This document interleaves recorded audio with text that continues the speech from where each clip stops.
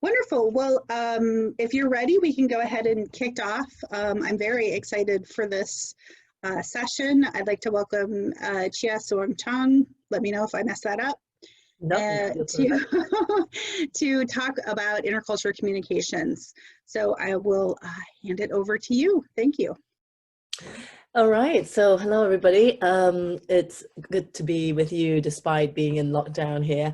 I live in York in the United Kingdom. Not sure if any of you have been to York, but it's sort of midway point between London and Edinburgh. I'm in lockdown with 3 very young children. Oh, you went to university in York. Brilliant, Joe. I love the city and I've been living here for about 6 years now. I do a lot of my training online anyways, even pre-coronavirus. I deliver a lot of corporate training on communication skills, on interpersonal skills, and on intercultural skills. I have an ELT background, so I do a lot of ELT material writing.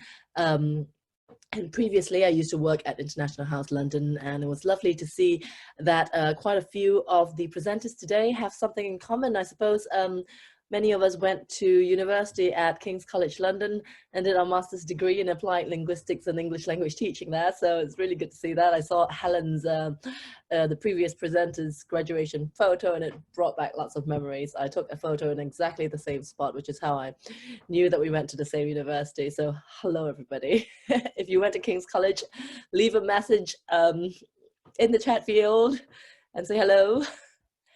Right, so now you know a little bit about me. I wrote a book about a year ago called Successful International Communication. And the book is less about English language teaching, but more about communication skills teaching and dealing with culture and intercultural communication. Now, let me see how I can advance my slides. There you go. I went to an ITEFL talk a few years ago that talked about, that looked at the research done on coursebooks used, English coursebooks used in Poland. And what was very interesting about the talk is that the presenter said, you know, most of these coursebooks claim to deal with culture, but when they talk about culture, it really is a spread on the festivals in Brazil or the food in China or, you know, the art in France. When coursebooks address culture, it tends to be on, well, important but superficial level of what we understand by the word culture. In this person's research, in this presenter's research, he says that literally none of the course books used in Poland dealt with culture in a more in-depth way, where we looked at communication breakdowns or different cultural ways of doing things, with the use of critical incidents or stories or case studies to exemplify and to show how intercultural communication actually takes place. I mean, this is not unfamiliar to many of you. How to make small talk in English. Talk about the weather. The weather's really nice today. How not to make small talk. By saying, hey, how old are you? Or, you're really fat. Or, what's your salary? You find materials like this everywhere, in course books, on the internet, based on the assumption that our students will be using English to speak to people from England or America, because people from England or America or Australia or a lot of the so-called native speaking countries tend to talk about the weather when making small talk, tend not to ask about your age or your salary or talk about money when they first meet you. That's safe enough to say. But English has now taken a very different role. It is now the lingua franca of the world. It is a global language used to facilitate communication between people who do not share a language. So in other words, what I'm saying is, if a Peruvian man is trying to do business with a Korean woman, the language they have in common would be English. So they're using English as a tool to help the communication between the two of them, to help code and decode messages, so to speak. They're not using English to learn about the royal family or fish and chips or anything that we might associate with British culture. And if you think about that, you might consider the fact that in many cultures, talking about the weather might be less common when meeting someone for the first time.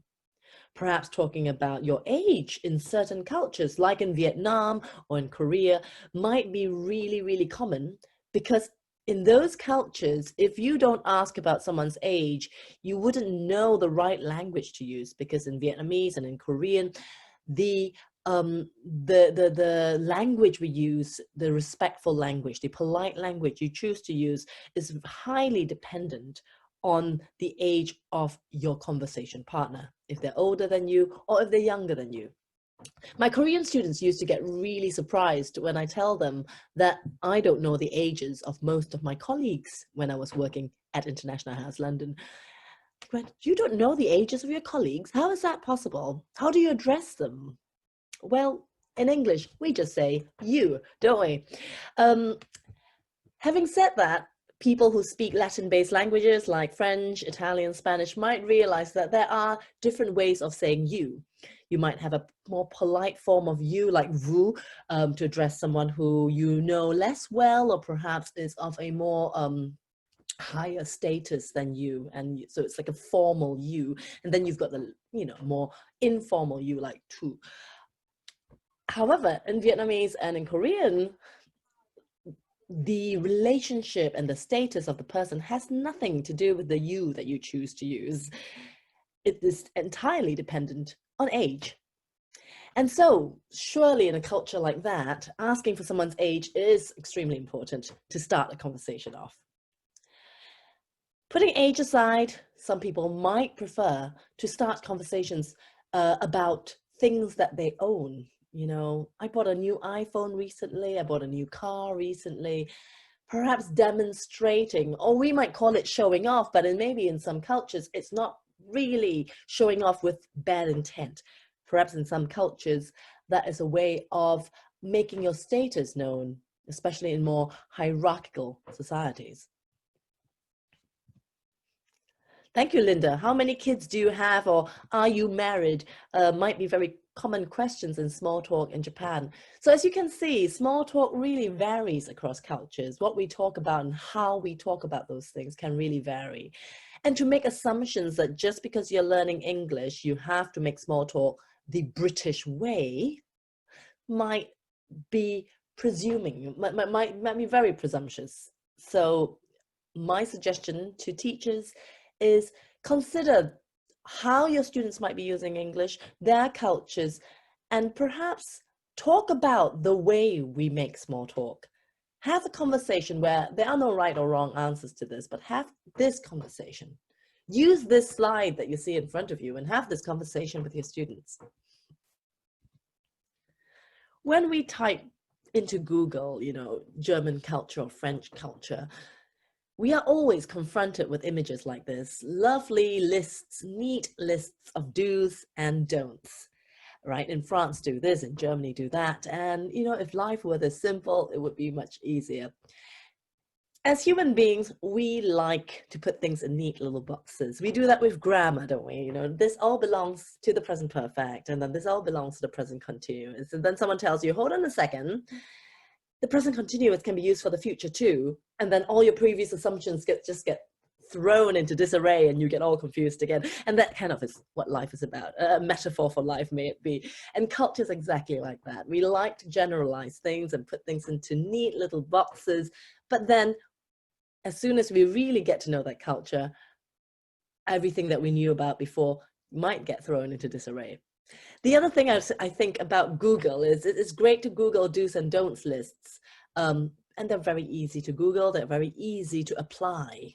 If someone says, bring a present when you visit someone in Japan, what do? Well, hey, you bring a present when you visit someone in Japan. Not a difficult thing to do, not a difficult behavior to adjust. The difficult thing about culture is the more subtle things, the things that might be more difficult to change, behaviors that might be more difficult to discern, to notice, and to change. Here's more examples of what the internet seems to think culture means. I once went to a training session, and I was the trainer delivering training on intercultural communication for a German company who was setting up a huge factory in China, and they wanted their people, their employees in Germany, to learn to communicate more effectively and more efficiently with the workers in the Chinese factory. So they employed me to come in and deliver this intercultural training. Interestingly, the clients, the students themselves, were keen to get a do's and don'ts list. So they actually said, where's my handout? Where's my do's and don'ts handout? Because the general public, most people, believe that culture is easily categorized into do's and don'ts. And so when I told them that I don't have a handout with do's and don'ts, they were visibly disappointed. What kind of teacher is this? She's not giving me a handout that I can apply easily. Why am I paying her? Well, why you're paying me is because I can give you skills and help you to reflect and think about culture in a way that a Google search can't do. You might easily be able to Google or search online for do's and don'ts lists, but really understanding a culture requires immense amounts of discussion and reflection and self-awareness. To help define the question, what is culture, let me tell you a little story about my obnoxious behavior at conferences. I started to go to conferences many, many years back. I started with BSIC conferences, ITEFL conferences. For those of you who know, these are international teacher conferences for teachers of English as a foreign language. And I saw some really wonderful presenters, just like I've seen some wonderful presenters today, like Fee and Joe. You know, there were some really good presenters at ITEFL. And I started to learn from them. I started to take notes. What makes a good presenter? In my head, I started to note that a good presenter doesn't use PowerPoints with too many words in them. So, okay, good presenter uses lots of pictures. Good presenter tries not to overkill with words on a PowerPoint slide. A good presenter tells jokes and makes jokes, but doesn't necessarily try to be like a ha-ha comedian. So like a more subtle kind of way of telling jokes. Okay, right, I'll note that down. A good presenter does a lot of pair work and doesn't, dominate the presentation by talking all the time. Okay, right, so lots of pair work, like in teaching in a classroom, lots of group work, brilliant. I took all these notes down and started to hone my presentation skills based on this criteria that I was seeing at these conferences. I looked at the presenters that I thought were considered good presenters. I looked at the presenters that had a really good reaction from the audience and thought, okay, if I want to be like them, these are the things I need to cultivate. These are the things I need to do. Many years later, after I did my university degree at King's College London, like many of you seem to have done, I went on to an academic conference to present my master's dissertation. This academic conference was an English as a lingua franca conference that took place in Istanbul in Turkey. I was really excited. By this point, I had a lot of experience delivering presentations at teachers' conferences. So I thought, I'm going to nail this. I'm going to be brilliant. So I started my first day at this academic conference, and I went to presentation after presentations of people presenting PowerPoint slides that were full of words that detailed their research, and all they did was read the words of the PowerPoint. So I sat there feeling quite smug, quite proud of myself, thinking, that's just terrible presentation skills. Wait till they come to my presentation, they're going to see what a good presenter is, none of this death by PowerPoint situation. I'm going to have lots of images. I'm going to have pair work and group work. I'm going to make them laugh. It's going to be a party at my presentation. Wait till they see me. So presentation after presentation, I felt more and more smug about my own presentation, seeing all these academics, like, you know, bore the audience to death, in my opinion, with all these words. Then came my presentation. I stood up there thinking, okay, I'm going to own this. In pairs, discuss. The audience looked at me like I was mad. They looked at me like, what are you talking about? In pairs? Why are we working in pairs? And then they saw the pictures, and then they heard the jokes. And as my presentation went on, the look of disgust on their face became more and more apparent. They clearly were not impressed by my presentation skills, unlike what I have thought. And really what's happened here is culture shock. I had got used to the culture of presenting amongst teachers, amongst practitioners, the culture of TED Talk-like presentations. I had then been thrown into a completely different culture, a world of academics that took presentations of research very seriously. None of this pair work, pictures, images, nonsense, and jokes. These were serious presenters. And so I was confronted with two different cultures of two different industries, academia and the practitioners and the teachers. And I was facing culture shock. Was one culture more right than the other? Of course not. They were just two different ways of doing the same thing. There were two different approaches, two different perspectives, two different views of presentations. So what is culture? Culture is the way we see things because of the sector we're from, the industry we're from, the company we belong to. We talk about corporate culture, our profession, our gender even. You know, women talk about certain things in certain ways. They talk about men in certain ways, for example. Age, you know, we talk about generation gap. Why is that? Because perhaps our parents have a different way of seeing things from our generation. We talk about religion and political affiliation, which are very, very strong factors in determining how we see the world. Regional culture, I mean, if you come from the United Kingdom, you would know instantly that people from London would have a very, very different way of talking about things from the way people from Yorkshire might talk about things. Class comes into play, your ethnic group, of course, and even your special interest. People who love board gaming, like myself, might talk about things in one way. People who love aviation might talk about things in a different way. And we all have different cultural filters. We all see the world with different lenses. So what happens when we try to communicate with each other? This could be what happens. So let's have a look at this. You're working in a bar and a customer comes up and asks for a beer in a language that you don't understand, all right? He gestures using his thumb and finger and you understand the word beer. So this is what he does, right? If you can see the slide, you can see the gesture. This is the gesture you see and you hear the word beer. That's the only word you understand. How many beers do you serve him? Is it A, 2 beers, B, 7 beers, or none? C, in the chat field very quickly.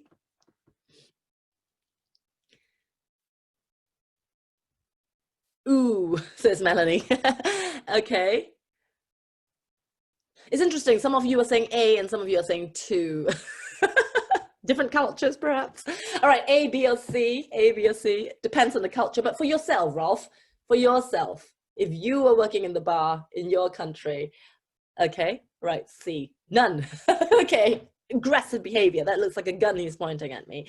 All right. Okay. So if you've watched the very famous Quentin Tarantino film, Inglourious Bastards, you might remember this scene, this really famous scene where a German soldier, well, who wasn't really German, he was an undercover German soldier, was having drinks with his other German colleagues in a bar. He then goes up to the bar to order 2 beers. Sorry, he goes like this. He says 2 beers. And instantly, his colleagues know that he's not German, because any German person would know that 2 in Germany is this. This is 2 in Germany. Now, that's fiction. Real life, I actually know an ex-student who went to China and with his wife went to the bar and asked for 2 beers. He ended up getting 8 beers, not 7, but 8 beers, because in Chinese, the number 8 is written like this for bar, and this is 7 in Chinese. Sorry, this is 8 in Chinese. This is 7 in Singapore. Very confusing. And this actually happened. He was served 8 beers when he ordered 2, and he couldn't return any of it. So he had to sit there and drink 8 beers with his wife. Quite a funny story. How about this one? Another story about presentations, right? So you're giving a presentation to a group of 50 people. You look out into a sea of people and everyone has the most serious of faces, not a single smile inside. You think this is because A, they don't like your presentation, B, they're very serious people, or C, they want to show you and the event respect. What would be your very first assumption? Be honest. How would you really feel? Yeah, I would say A too, totally. And I think that is why webinars and presentations online like this one can be quite disconcerting. And I remember Joe and Fee said earlier on today during their presentations that, you know, you can't see anyone's faces. So you're not quite sure if they're smiling or laughing at your jokes or looking at you disapprovingly. It can be quite disconcerting when you can't see your audience's reactions. And if you can see their reactions, and they're not smiling, it's easy to assume, oh God, like Edward says here, they hate me. And we've all been there. However, if you speak to a Russian person, for example, they might tell you that in Russia, there's a famous proverb that goes something like, people who smile without reason are idiots. Or something like, people who smile without reason, or smiling without reason is a sign of idiocy. Same thing, really. For some people, listening to presentation is serious business. And we might, you know, want to listen and be serious about it and take serious notes about it. Smiling to some people might not equal friendliness.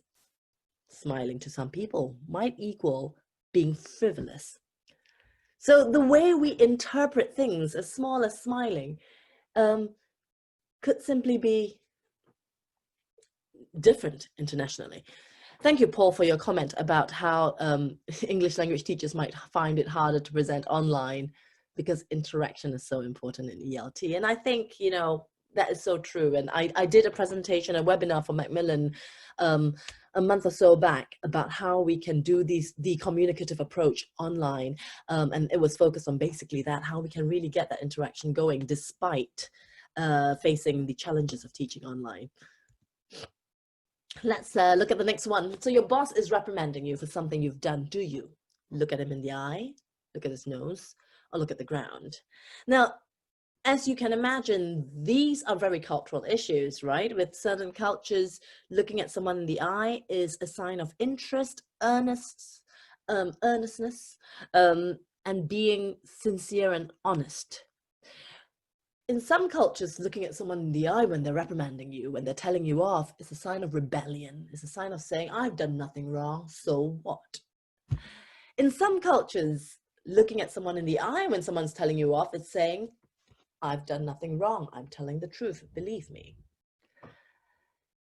Some of you have worked in Korea and Japan, and you might be familiar that in certain parts of Asia, looking at someone's nose or other parts of their face or shoulder might be much more appropriate than staring at them right in the eye. And thank you. Yes, I have an American neighbor with 2 sons about the age of my kids, and she's constantly telling them, look at me when I'm talking to you, look at me, you know, look at your brother when you're apologizing. And clearly, for some cultures, looking at someone in the eye is really, really important. It's like staring into your soul, I suppose. But for some cultures, that isn't the case. So we must remember that that itself is a cultural construct. That belief that you need to look at someone in the eye is cultural.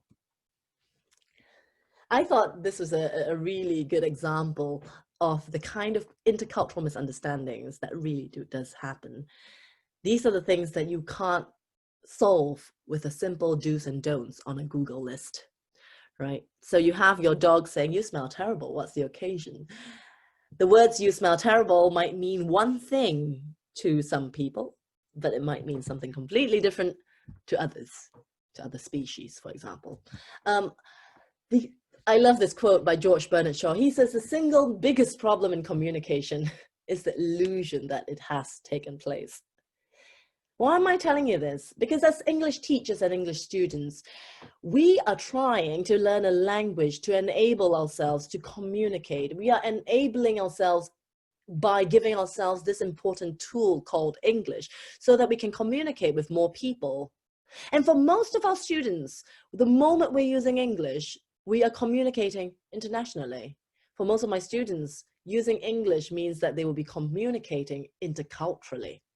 So why are we focused on grammar and lexis when really most communication breakdowns don't happen because of grammar and lexis and pronunciation? If you look at ELF research, a lot of communication breakdowns do not happen because of language. I remember doing my master's at King's, and a story that the lecturer told me reminded me profoundly of my own story when I first came, my own intercultural story when I first came to the UK. So I'm born in Singapore, I was born in Singapore, grew up in Singapore, and came to the UK in my very early 20s. I lived in a house share at the beginning, and in this house share, I had 7 other housemates to negotiate with. And I found that the bin was always full. No one ever took the bin out. So I was taking the bin out all the time. Every day I would take the bin out and it was full, and I'll take the bin out again, and I got a bit fed up. So I turned to a housemate and I said, in my Singaporean accent, "Can you take the bin out, please?" The next day I heard some people gossiping about me behind my back. I happened to eavesdrop and hear that they were saying Chia is very disingenuous. She pretends to be very friendly and cheerful and enthusiastic, but actually she's just rude and aggressive. I couldn't for the life of me understand why they were saying these things about me. And then later someone said, maybe because you asked them to take the bin out in a really rude way. And I thought, what is so rude about what I said? I said, "Could you take the bin out, please?" I said, "Please." I said, "Could you?" What was wrong with that? So I thought maybe there's a more polite way to say this. I thought about it really hard and I went back and I said, "I was wondering if you can take the bin out, please." Same effect. They were still offended. It wasn't until I was at King's College many years later doing my master's that I realized that it was all a matter of intonation. I was told about this story about Gumpus, who passed away recently, God bless him, a psychologist from the United States who was brought in to resolve a conflict at Heathrow Airport. Heathrow Airport had this new batch of dinner ladies, women serving food at the staff canteen. And instead of saying baked beans when offering baked beans, they said baked beans, baked beans. These women were from a different part of the world and using intonation that was not as familiar to the staff in Heathrow as they were with the previous dinner ladies. Baked beans sounded like a very aggressive, forceful question, whereas baked beans sounded more like a polite, gentle offer. To the dinner ladies who shouted baked beans, they had no intention of sounding rude or aggressive. That was just their intonation. Now, earlier when I said that intercultural miscommunication happens not because of the do's and don'ts issues, but because of much more subtle things like intonation. And sometimes when miscommunication happens like this, the people involved might not even realize why it's happening. I did not realize why people thought I was aggressive when I first asked them to take the bins out. And I only realized this many years later. Karl Popper, the philosopher, said, "Nothing can be said in a way in which it cannot be misunderstood," and how true that is. But perhaps we can help train our students to become more sensitive and aware of the misunderstandings that can possibly take place around us when communicating interculturally. I love this example here. Now, I'm not going to read it for fear of adding my own intonation to it. I'm going to let you read it quickly, and I'm aware of the time, and then I'm going to unpack this for you.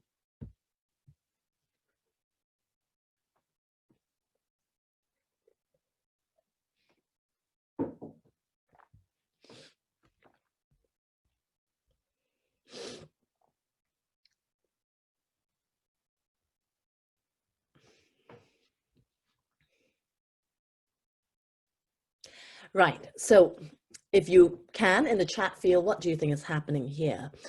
Now, this was a real life conversation that took place in when a friend of mine was doing some research into the different ways of speaking in meetings, in business meetings, between the different cultures. So we had Katrin, who is German, and Ed, who is American. Now, remembering that national culture is not the only type of culture here, we you know, there is also other kinds of culture, but in this particular situation, it was a national issue.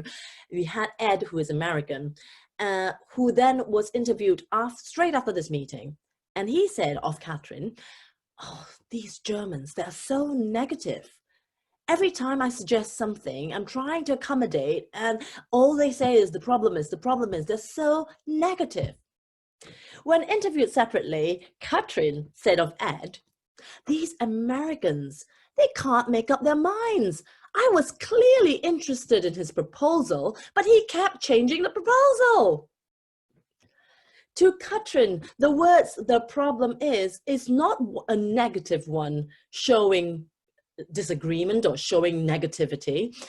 To her, the expression "the problem is" was showing interest in his proposal. Because if you are interested in something, you would need to explore the advantages and the disadvantages. You would need to explore the entire proposal to fully understand it so that you could take it forward. To her, by saying "the problem is," it should be very clear to Ed that she's interested in his proposal. The simple words "but the problem is" meant totally two different things to Ed and to Katrin. And I found this term very useful in describing most of the intercultural communication breakdowns that happen. The illusion of transparency. What does that mean? It's the tendency to overestimate the degree to which our mental state is known to others. What does that mean? It means we always know what we mean, and so we expect others to know it too. When I say to my husband, "Why are the socks on the floor?"